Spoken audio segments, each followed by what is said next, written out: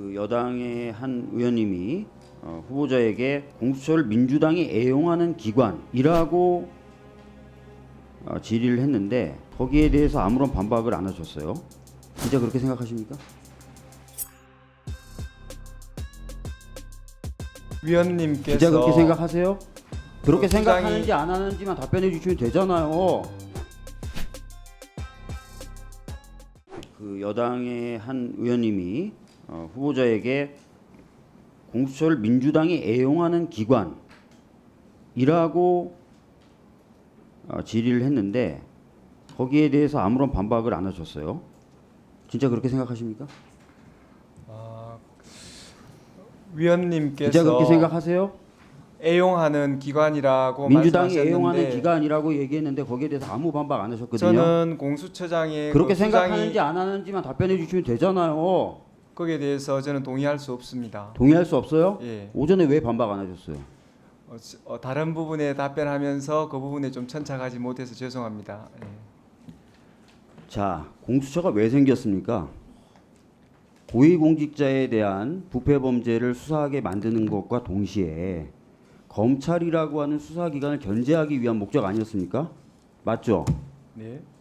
만약에 검찰이 고위공직자에 대한 수사를 제대로 해서 검찰에 고소를 해도 또는 고발을 해도 사건이 잘 진행될 것이다라는 믿음이 있으면 검찰의 사건을 가져갈 겁니다. 그런데 현재 검찰이 보여주는 모습이 그렇지 않기 때문에 검찰을 견제할 목적을 가지고 있는 공수처에 부득이 고발이나 고소가 접수되는 경우들이 있어요. 특히 저희 민주당은 사실 그런 판단들을 하고 있기 때문에 공수처에 사건들을 많이 가져가고 있는 겁니다. 알고 계십니까? 위원님 말씀에 전체적으로는 동의합니다. 예. 네. 최근 들어서 정말 저는 좀 답답한 게요. 우리나라의 어떤 사정기관이라고 할까요? 어떤 진상을 규명하고 법과 원칙을 좀 지켜지도록 만들 수 있는 그런 기관들이 굉장히 좀 정치적으로 휘둘리고 있다고 저는 생각해요. 예를 들어서 국민권익위 있잖아요. 김건희 씨가 명품백 수수한 거 신고 받았는데 원래는 관련 법에는 60일 내에 조사를 마쳐서 이첩을 해야 되거든요. 연장 규정도 없습니다. 이 기간에 대한 연장을 할 수 있다는 규정도 없어요. 그런데 지금 법적 근거도 없는데 2차례 연장하면서 아무것도 안 하고 있습니다. 감사원 어떻습니까?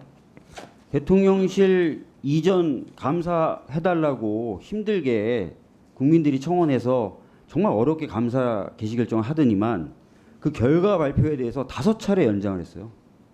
이번에 또 연장 결의하면서 언제 발표할지 결정도 안 했습니다. 이런 전례가 없다는 거예요. 감사원이 이렇게 수차례 결과 발표를 미루면서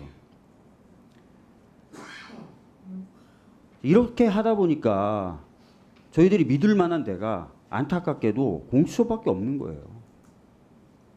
그래서 공수처로 여러 가지 사건을 가져가고 있고 공수처가 인원도 부족하고 여건도 여러 가지 면에서 부족하고 하지만 그거 알면서도 저희들이 공수처로 사건을 가져가는 겁니다. 잘 좀 참작을 해주셨으면 좋겠어요. 이 상황에서 공수처마저 정치적 중립성과 독립성이 훼손된다. 정권의 눈치를 본다. 이러면 진짜 저희들로서는 의지할 곳이 없는 것이 되고 이게 단순히 민주당만의 문제가 아니라 대통령실이나 대통령실 관계된 사건에 대한 수사가 적실하게 이루어져야 된다는 국민적 기대에도 걸 데가 없는 거예요. 유념해 주십시오. 위원님 말씀 명심하겠습니다. 네. 오전에 그 최혜병 특검법 관련돼서 여러 의원님들이 질의하셨을 때 국회의 입법 논의를 존중하겠다라고 말씀하시면서 그렇지만 장기적으로 공수처가 여러 가지 여건을 충족해서 이후에 특검 수요가 발생했을 때 공수처가 그런 역할을 담당할 수도 있도록 만들어지는 게 좀 더 좋긴 하겠다 이런 말씀을 하셨어요. 맞죠? 네. 그 말을 좀 쉽게 요약하자면 현재 최혜병 사건에 대한 특검 논의가 국회에서 이루어지는 것은 충분히 존중한다라는 것이고 현재는 공수처가 여러 가지 좀 어려운 상황에 있다라는 것도 인정하신 거죠? 지금 공수처가 여러 가지 그 제도적으로 그다음에 또 인력 면에서 한계가 있다는 말씀을 올렸습니다. 맞습니다. 예. 제 서면 질의에도 그런 답변을 주셨어요. 그래서 저희들이 이제 특검을 하는 건데 문제는 저희가 특검 이미 이제 표결을 했지만 대통령의 제2 요구가 좀 예상되고 있는 상황이고 제2 요구를 한다면 특검이 발동되는데 더 많은 시간이 걸릴 거고 제2 요구를 안 한다 하더라도 법에 따르면 준비 기간 20일에 특검 후보자가 추천되는 시간 포함하면 대략 한 달이 넘게 공백이 생기게 됩니다. 이 시간 동안 공수처가 이제 뭐 특검 할 거니까 수사 제대로 안 하겠다 이렇게 해서는 안 되겠죠. 지금 국회에서의 특검 논의와 상관없이 제가 공수처장이 된다면 순직 해병 사망 사건을 비롯해서 모든 사건 법과 원칙에 따라서 진행할 예정입니다. 맞습니다. 그런데 이제 아까 오전에 질문했을 때 대통령 또는 대통령실이 수사 대상이 되느냐, 뭐 잘못한 게 있거나 혐의가 있으면 수사 대상이 되느냐, 아주 일반론적인 질문이죠.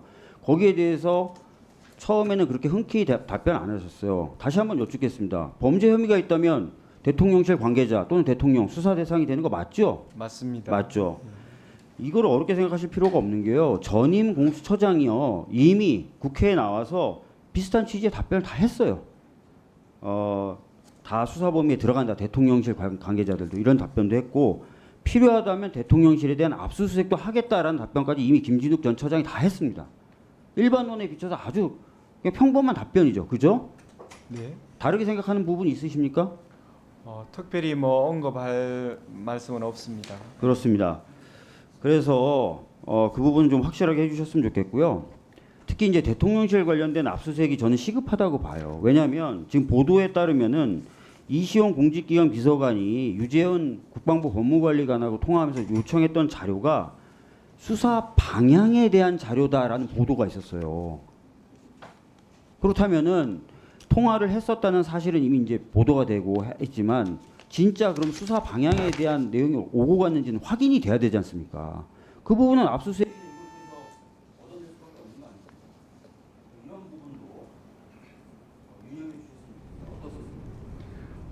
지금 위원님께서 말씀하신 구체적 사건에 대해서는 뭐 보고받지를 못해가지고 제가 이 자리에서 언급하기는 어렵지만 일반론으로 위원님께서 주신 그 전체적인 취지에 따라서 한치의 어긋남 없이 제가 공수처장이 된다면 활동하겠습니다.